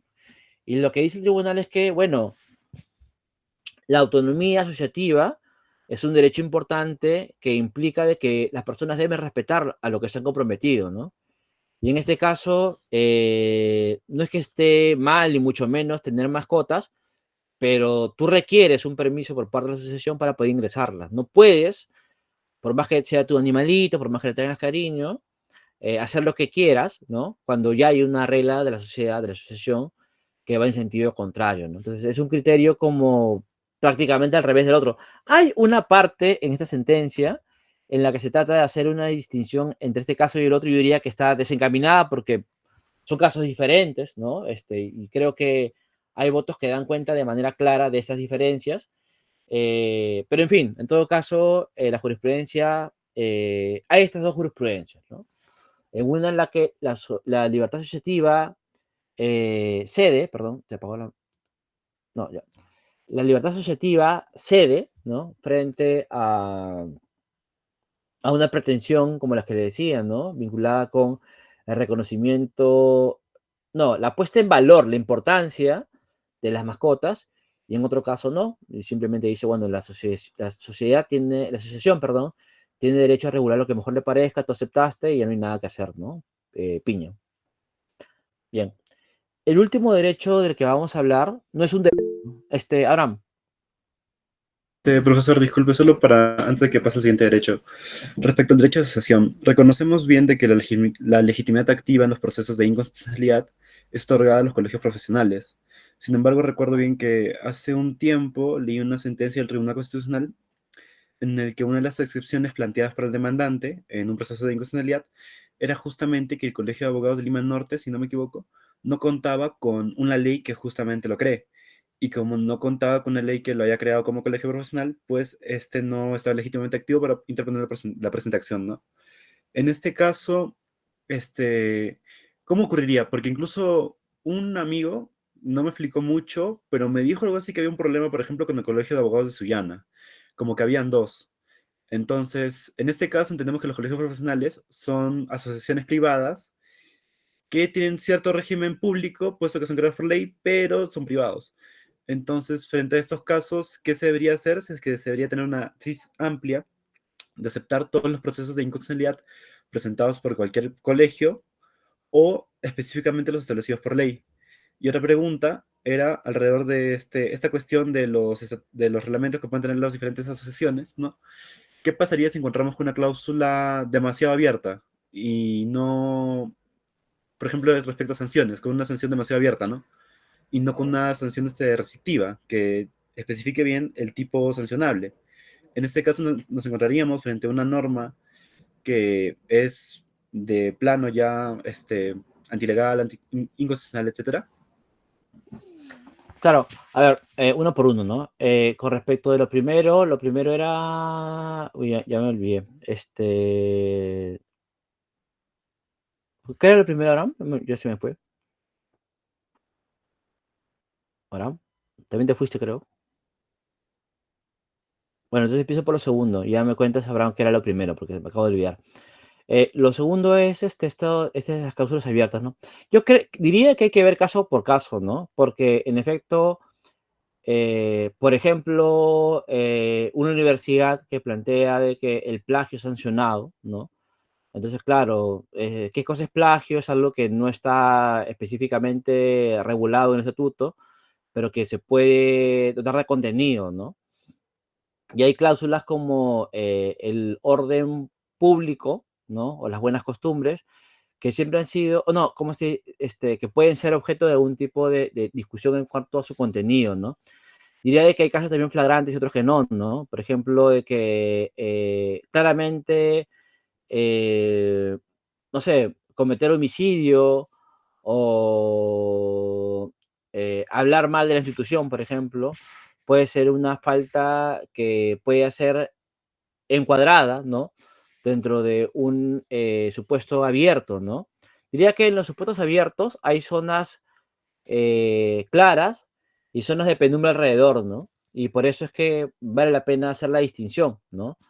Eh, yo diría que en efecto hay algunos casos en los que uno puede poner en duda, pero diría que en mi caso, ¿no? En mi caso, diría de que no es algo que se pueda dilucidar siempre en abstracto, porque me parece que casi en cualquier cláusula abierta hay una zona clara que no es penumbrosa, que no es umbrosa, y que en ese caso debería... Ahora, obviamente no es lo ideal, ¿no? Lo ideal es que las regulaciones no sean abiertas, porque hay algo que se llama principio de taxatividad, ¿no? Y el principio de taxatividad inicialmente nos empuja a ser lo más específicos posibles al momento de regular una conducta, ¿no? Porque, lo contrario, podría generar un espacio para la arbitrariedad, ¿no? Cuando la cláusula es muy abierta, en efecto, se puede dotar de cualquier contenido y se pueden cometer atropellos, abusos, ¿no? Que es algo que aparece en reiterada jurisprudencia del Tribunal Constitucional, ¿no? Diría que eh, sí, por ahí podría, creo que, darte una respuesta, ¿no? ¿Cuál era el primer caso? Perdóname, Abraham. Lo primero que preguntaste. El primer caso era respecto a los colegios profesionales, que Ah, algunos sí, no sí, son sí. creados en la ley. Eso. Sí, sí, yo ahí te respondo rápido. Es una cuestión que habría que tratarla con detalle en el curso de Derecho Procesal Constitucional, ¿no? Yo algo digo cuando hago la clase de peculiaridades del proceso de inconstitucionalidad en seminario, ¿no? Pero sí requeriría mucho tiempo, ¿no? Porque hay una enorme problemática detrás de la legitimidad activa de los colegios profesionales y un montón de jurisprudencia que no estoy seguro que esclarezca la problemática, ¿no? Así que voy a presentar el tema, pero decir, no es este el espacio para precisarlo, ¿no? Porque tiene que ver también con una cuestión de diseño legal. Diría que en general, en caso de duda, Abraham, con respecto de la legitimación activa, uno debería preferir que la demanda proceda, que es lo que se llama el principio pro actione, ¿no? En caso de duda, permitamos la procedencia de la demanda, permitamos que siga la discusión y entramos al fondo, ¿no? Entonces, diría que por ahí si hay una duda. Diría que en efecto, en algún momento me tocó ser una suerte de asesor del Colegio de Abogados de Lima y que estaba en ese momento impulsando el Colegio de Abogados del Perú, ¿no? Que esto fue en la época del decano entonces, Walter Gutiérrez Camacho, ¿no? Que también fue defensor del pueblo, bueno, ahí me tocó trabajar con él porque yo estaba en Gaceta en ese momento, ¿no? Y diría que en efecto el régimen de los colegios de abogados es un régimen mixto, ¿no? Porque son asociaciones privadas sin fines de lucro, pero se les reconoce personería y derecho público porque en efecto son creadas por ley. Si no hay una ley de creación, no hay un colegio profesional vigente y por tanto no se puede tomar en cuenta a efectos de legitimación, no más que cualquier otra asociación que pretenda presentar una demanda, ¿no? Por una parte eso, si no hay ley, no hay colegio profesional legitimado en el sentido de la Constitución. También es cierto de que hay un montón de situaciones en las que hay varios colegios profesionales que pretenden ser el legítimo, ¿no? Y en esos casos, digamos, habría que ver caso a caso, ¿no? Si es un caso de flagrante falsificación, ¿no? De una impostura, ¿no? Que no corresponde, entonces, claro, solamente hay un colegio en realidad y el otro que está haciendo, que está buscando, ¿no? Aprovecharse de una situación que no tiene, ¿no? Pero si no fuera el caso, si en efecto hay una duda legítima, como es verdad que hay casos en los que hay duda, no solamente colegios de abogados, ¿no? Creo que, ¿qué colegio era? De, no, de psicólogos, ¿no? Recuerdo que hace poco a no sé si psicólogo, la verdad que no sabe qué pensar, ¿no? Que sale el doctor Angulo, creo que es, ¿no? Este personaje que salía de Magali, ¿no? Le decían, tú no estás colegiado, ¿no? Y decían, sí, estoy en un colegio, pero es que hay dos colegios, uno que pretende legitimidad y otro que, bueno, ya. En esos casos, en efecto, cuando hay una duda, porque parece que hay una duda, entonces imagino que el criterio debería ser el pro actione, ¿no? Si no podemos dilucidarlo, bueno, vamos a discutir el fondo, porque finalmente hay un interés público detrás de una demanda de inconstitucionalidad. Algo que voy a decir finalmente, porque digo, este tema es enorme, es que en algunos casos, como los colegios profesionales de abogados, se reconoce la competencia de cada colegio local, ¿no? No del colegio nacional. Pero, por ejemplo, hace poco el colegio de sociólogos, había un colegio de sociólogos, me parece que de una localidad, creo que de la selva era, ¿no? Y le dicen, no, no podemos aceptar esa legitimación, sino tiene que ser el colegio nacional, ¿no? Entonces, claro, también habría que ver caso a caso quién es el legitimado, ¿no? Y en general, digamos que la tendencia tributaria siempre ha sido que sea el colegio nacional, ¿no? Pero para el caso de los abogados, no, ¿no? De repente tiene que ver con la ley de creación, no lo sé, pero también hay una problemática ahí, ¿no? Entonces, no todos los casos son iguales, no todos los colegios son iguales, también es un cuarto asunto que es complicado. ¿Por qué? Inicialmente, los colegios profesionales solo podían demandar con respecto de la materia de su especialidad. Entonces, si colegio de psicólogos, un tema de psicología. Si colegio de antropólogos, un tema de antropología. Si colegio de periodistas, y así por el estilo. Nada más. Pero los colegios de abogados demandan sobre cualquier cosa, ¿no? Y a veces pareciera de que están un poco por amistad o a lo mejor postor, quién sabe, ¿no? Presentan unas demandas que no tienen absolutamente que ver nada con el ejercicio de la profesión de abogado, pero, digamos, tienen legitimidad para demandar y demandan, ¿no? Entonces, lo que el tribunal ha dicho, bueno, pueden hacerlo porque los abogados son guardianes de la legalidad y la constitucionalidad en sentido amplio, ¿no? Me parece un poco raro, pero en efecto a los colegios se les permite, profesionales de abogados, se les permite todo tipo de demanda y no era así con respecto de los colegios profesionales que no son de abogados, ¿no?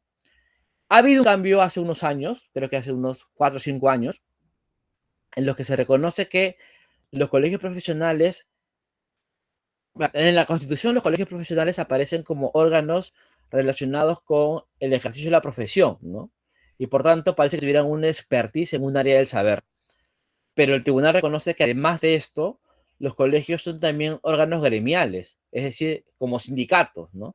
Que protegen los intereses de sus agremiados. Y se ha habilitado adicionalmente a los temas de su especialidad la posibilidad de cuestionar normas que tengan que ver con lo que le importa, lo que le puede hacer daño, lo que le puede generar algún tipo de perjuicio a sus profesionales, a los colegiados, ¿de acuerdo? Y en ese caso entonces también se habilita la legitimidad para demandar, ¿no? Pero como digo, esto es solamente una base superficial, ¿no? En realidad se podría escribir un libro solamente de la legitimidad activa de los colegios de abogados, ¿no? Hay un montón de tela por cortar. Pero como digo, tendrá que verlo con su profesor o profesora de procesal constitucional, porque en mi caso nunca jamás en mi vida espero dictar el curso de procesal. Así que ya lo verán con quien corresponda, ¿no? En todo caso, meterse en seminario, pues ya como para complementar, ¿no? Procesal es bien bonito el curso, pero es mucha legislación, ¿no? Y no me gusta, no me gusta dictar muchos cursos que tengan que ver demasiado con legislación. Esa es la verdad, ¿no? En cambio, el seminario es más divertido porque yo elimino todo lo que ya se sabe y trato de meterme en los casitos complejos, las cosas diferentes, lo que solamente se mira desde la jurisprudencia, eso, ¿no? Entonces es como más las curiosidades de los procesos, los truquitos diría mejor, más que la legislación, ¿no? Porque para eso está el código, ¿no? Eso, bien. El tercer derecho es derechos del consumidor, ¿no? Ya tengo poco tiempo, así que también lo digo más o menos rápido, ¿no? Me faltó acá actualizar eso, ¿no? Hay una información bien interesante y que tiene que ver con el autobombo, ¿no? Eh, Seguramente ustedes conocen de que han habido dos estándares clásicos en materia de consumidor, ¿no? El consumidor razonable, que tiene que ver básicamente con un criterio canónico de Indecopi antiguo, ¿no? Que es también del que parte quienes hacen análisis económico del derecho, que tiene que ver con lo que se espera que haga un consumidor que tenga una debida diligencia, que sea responsable al momento de consumir, ¿no? Por tanto, si te ofrecen un producto basura, un producto chatarra, una publicidad engañosa, tú tienes que tener la diligencia suficiente para poder, digamos, sospechar, ¿no? De que eso que están ofreciendo a este precio es algo que no vas a poder obtener, ¿no? Y si es así, entonces no se debería proteger a un consumidor que opera irrazonablemente, ¿no? Es decir, que no tiene la suficiente diligencia y se deja engañar incautamente, torpemente, irrazonablemente por un proveedor, por un prestador de un servicio, ¿no? Y más bien lo que teníamos al frente era la idea del consumidor promedio, ¿no? O sea, es decir, la protección del consumidor tal cual es, ¿no? Y por tanto, si para el promedio del consumidor peruano, una determinada publicación, una determinada oferta, un determinado modo de presentar un producto tiende a generar engaño, confusión, ¿no? A pesar de que no haya tenido la suficiente diligencia, no me haya metido a explorar, ¿no? En efecto, cuánto es el costo promedio, cuánto cuesta en otros países. Lo que se espera, ¿no? Es que yo me comporte como la mayoría de personas se comportaría, ¿no? Y este estándar de consumidor promedio diría yo, que es lo que decía en este artículo que subimos en el Classroom, es el que debería ser protegido por la Constitución. Es decir, la Constitución debería proteger a las personas tal cual son, ¿no? Y no tal cual quisiéramos que sean, ¿no? Con este estándar, yo diría que irreal y además exagerado, ¿no? Idealista de consumidor razonable, ¿no? No porque no debamos ser razonables, en efecto deberíamos serlo y habría que hacer lo que corresponda para lograr ese estándar, ¿no? Sino porque en la práctica no somos ese tipo de consumidor y también es cierto de que las empresas se aprovechan y tienen que tener diligencia también ellas al momento de ofrecer un producto, ¿no? Que diría que es lo que subyace también al derecho de consumo, ¿no? Que también, digamos, esta parte no es un autobombo, sino que es lo que yo vi, que es un poco lo que hizo también Walter Gutiérrez cuando se le encargó, ¿no?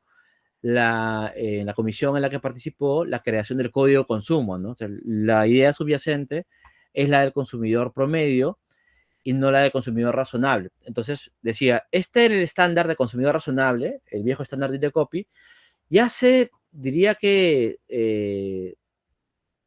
menos de un año, digamos, desde fines del año pasado y este año hasta julio, creo que ha salido la última resolución, el Tribunal de Indecopy, ¿no? En materia de consumo, ya cambió la jurisprudencia utilizando el estándar de consumidor promedio, ¿no?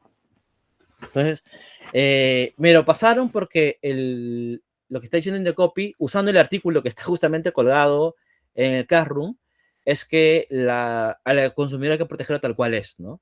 Y por tanto es la primera vez que oficialmente pasa del estándar de consumidor razonable al estándar de consumidor promedio, digamos, y lo que yo considero obviamente que está bien, porque finalmente es lo que yo había defendido, no son los pequeños logros que hacen que uno sienta que está yendo en el camino correcto, ¿no?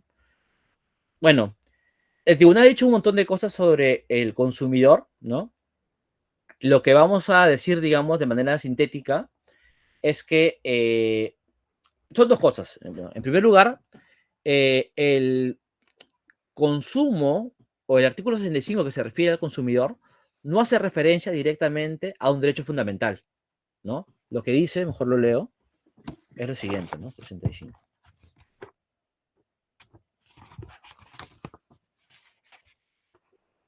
Dice, el Estado defiende el interés de los consumidores y usuarios, ¿no? Defiende el interés. Para tal efecto, garantiza el derecho a la información sobre los bienes y servicios, bla, bla, bla. Asimismo, vela por la salud y la seguridad de la población. Nada más. Es decir, defiende el interés de los consumidores y usuarios, garantiza la información, vela por la salud y la seguridad. Información, salud y seguridad. Y defiende el interés. ¿Eso es un derecho fundamental? No. Inicialmente es algo que se denomina en la literatura comparada como deber de protección o deber especial de protección, que implica que el Estado tiene el deber de defender a los particulares frente a otros particulares, ¿de acuerdo? Sobre todo cuando hay una relación de disparidad, entra el Estado a proteger al individuo frente a otros individuos. Eso está acá y aparece como, bueno, ya, en fin. Lo que el tribunal ha desprendido de este artículo 65 es un derecho fundamental. Decía, ¿no? En la medida de que el tribunal ha construido deberes para los prestadores de servicios, para las empresas, ¿no? Que brindan productos, ha construido deberes y a partir de ahí ha colegido derechos, ¿no? Ha construido, porque eso no estaba allí, ¿no? Y lo otro que también ha añadido el tribunal es un principio, ¿no? El principio que, es que lo hemos conversado, ¿no? Es parte del principio favor debilis, que establece que hay una disparidad, ¿no? Entre el prestador y el usuario, el consumidor, y ha creado, ¿no? El principio pro consumidor, ¿no? Que es un principio que el tribunal ha mencionado de manera expresa, ¿no?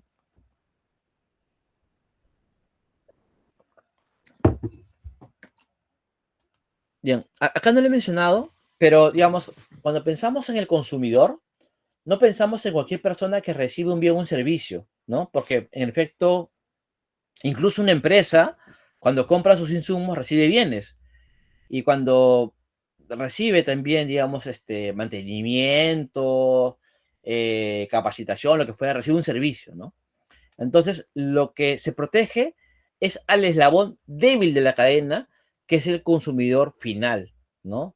No es quien recibe insumos o servicios para producir un bien, sino cuando yo produzco el bien o el servicio, tengo un destinatario final, que generalmente es una persona, también puede ser una empresa, ¿no? Pero en efecto es una persona, que es el eslabón débil de la cadena, ¿no? El último eslabón de esa cadena, que tiene que lidiar con otras empresas que prestan servicios y que tienen una posición más bien de dominio, de experticia en el tema, ¿no? Entonces, claro, hay una persona que conoce el producto, que es un especialista en la materia, que conoce el servicio, cuánto le cuesta, si tiene defectos, de qué calidad es, lo que fuera, ¿no?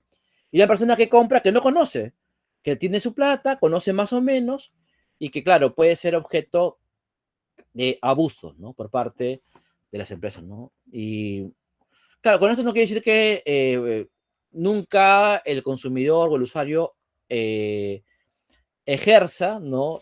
Abusivamente sus potestades frente a las empresas o a los prestadores, en fin, ¿no?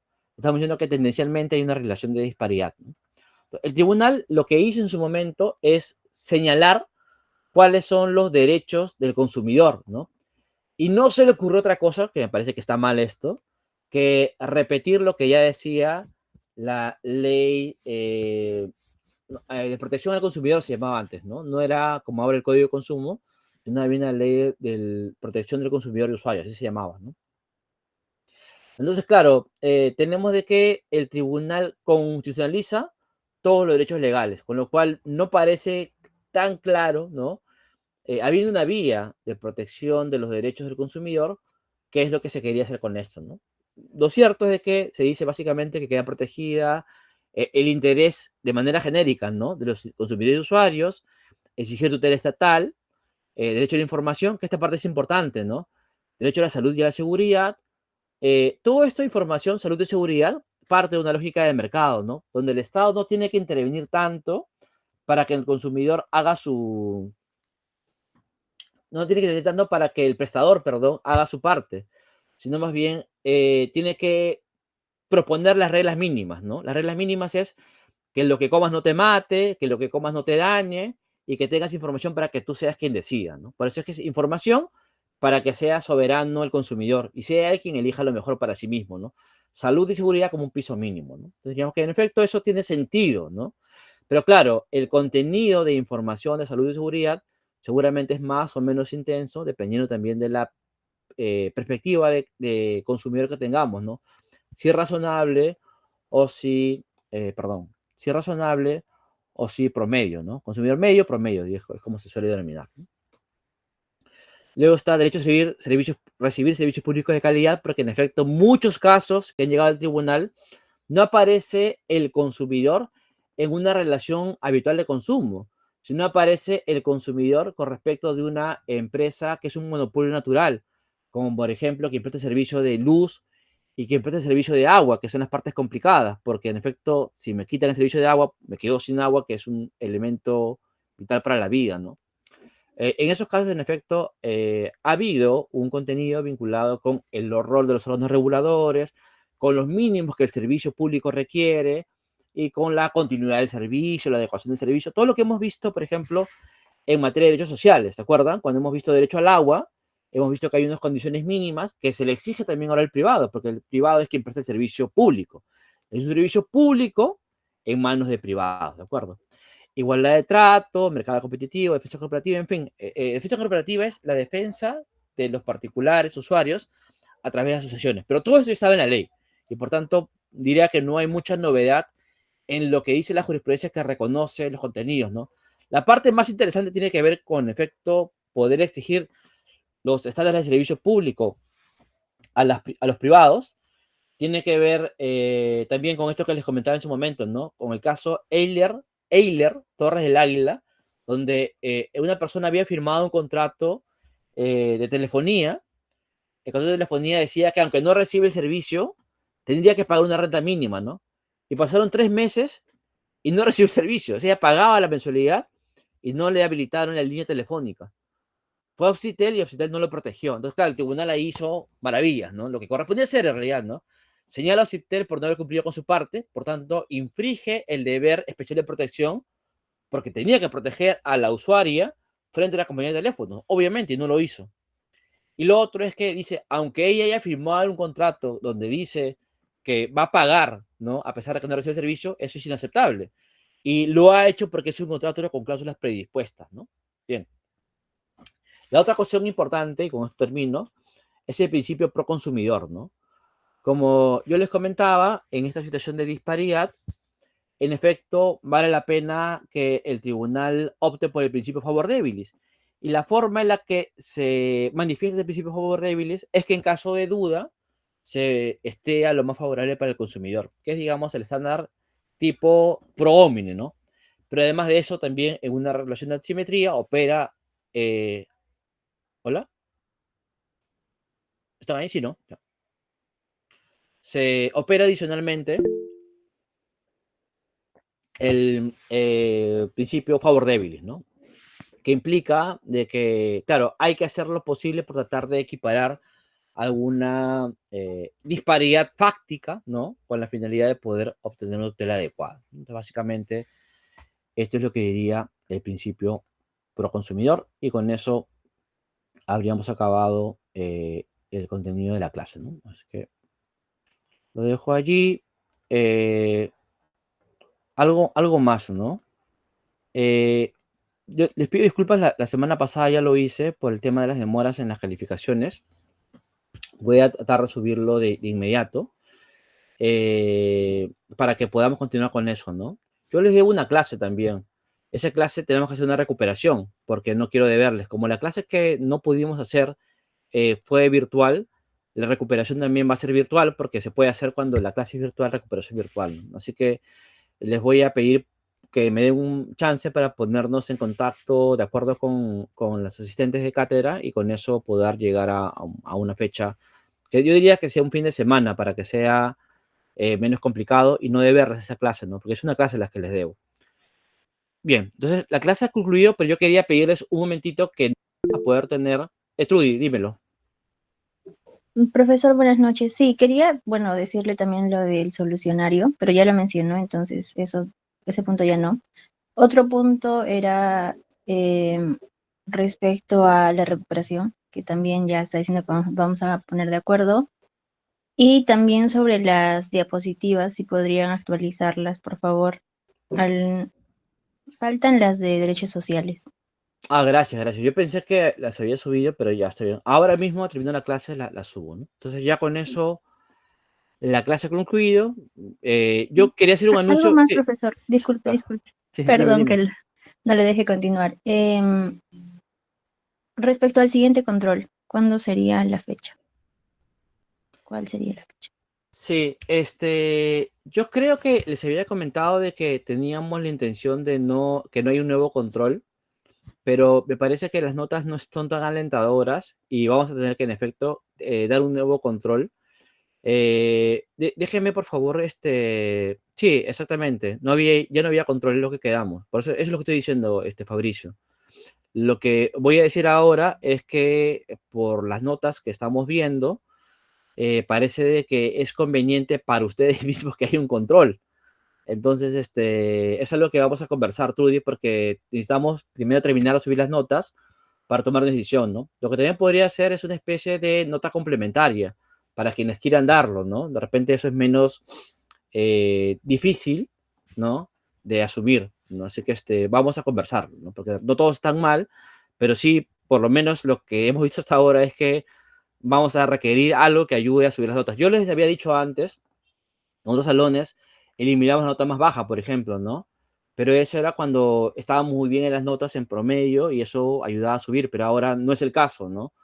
Lo que tenemos es que recuperar una nota porque hay, digamos, la idea es aprender, como les dije desde la primera clase, y hay algo que está fallando ahí. Entonces, como queremos que aprendan, vamos a hacer algo para que en efecto esa subida de nota se corresponda con algo que hemos hecho mejor, ¿no? Así que Trudy, te pido una semana más para poder resolver este tema, para poderles dar una noticia más precisa, ¿de acuerdo? Sí, profesor, está bien. Solo también se lo comentaba porque algunos compañeros me habían estado preguntando, entonces por eso, ¿no? Trudy, un Igual está favor, bien, señor. te rogaría que la próxima semana igual le comentes de nuevo a los delegados para tratar de llegar ya con una respuesta para el jueves. Como es altamente probable, vamos a dejar, te aseguro que me voy a olvidar. Así que hay que decirles para llegar ya con una respuesta para la siguiente semana. Eso también te A los diría, asistentes. sí, a los asistentes para poder conversarlo con ellos y ponernos de acuerdo. Ya, está bien, profesor. Gracias. Eso era todo. Ya, muchas gracias, Trudy. Bien, yo decía, terminar la clase e iba a hacer algo en presencial, que es recibir la visita presencial del profesor Palomino Manchego. Así que quienes no quieran escuchar un anuncio político se pueden retirar porque la clase ya acabó. No quiero que se combinen cosas, una cosa